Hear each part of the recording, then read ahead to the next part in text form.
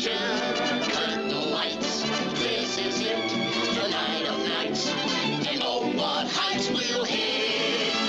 On with the show. This is it.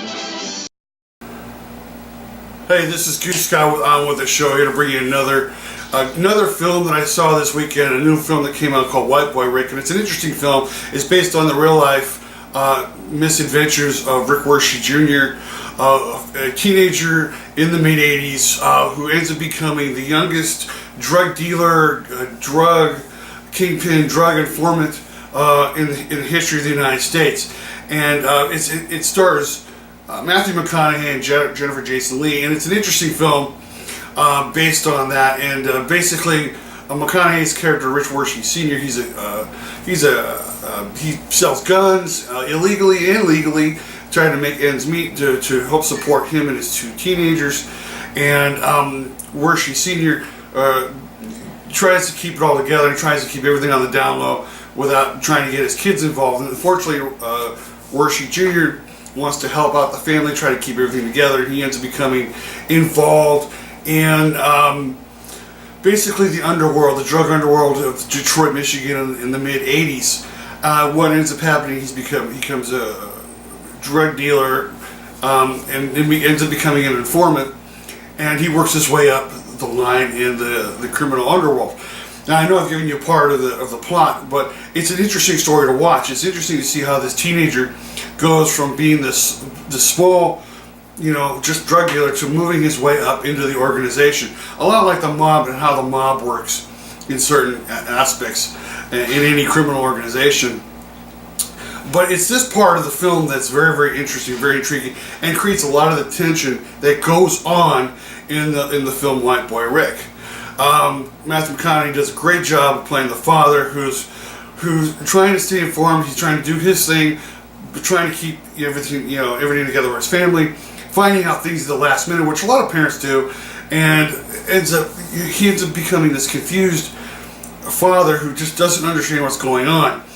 Other people who are in this, Piper Laurie and Bruce Dern, they play the grandparents. They do a great job of great supporting roles of helping the family out and trying to, giving it just a little bit more flair and spice in the process. It's a good story up until the end of that one storyline, where he's with the criminal organization and he becomes the informant, and everything kind of goes south. After that, the tension kind of leaves the story. They make a decision for him to become a drug kingpin, and he becomes the youngest drug kingpin in all of the state of Michigan. But there's no tension there, and it kind of falls flat, and we don't see anything that leads up into the climax of the story that creates this lot of tension, wondering what's going to happen, and we're left with a very flat denouement that makes us feel like things that just didn't get resolved the way we thought they should, or the way they did. We don't see how he's in any kind of danger. We don't see how he's in any kind of trouble through that last part of the storyline into the end of the movie, and it just kind of drags. And I think that's the one big problem with White Boy Rick. You have a great first half, even into the second half of the second act, but after that it just kind of drifts and meanders, and we see where his life goes. Now, I understand you want to kind of follow, like a lot of biopics, you want to follow the true story and see where it goes.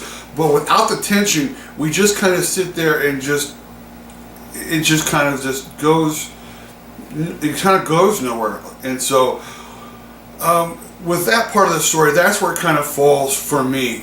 White Boy Rick is a good film. I give it a B- because of the very, very lackluster ending to the film. I think it could have been done better. I think it does bring in some interesting things as far as non-violent offenders, non-violent drug offenders, because Rick Wershey Jr. ended up spending over 30 years of his life in prison for being just basically becoming a drug kingpin.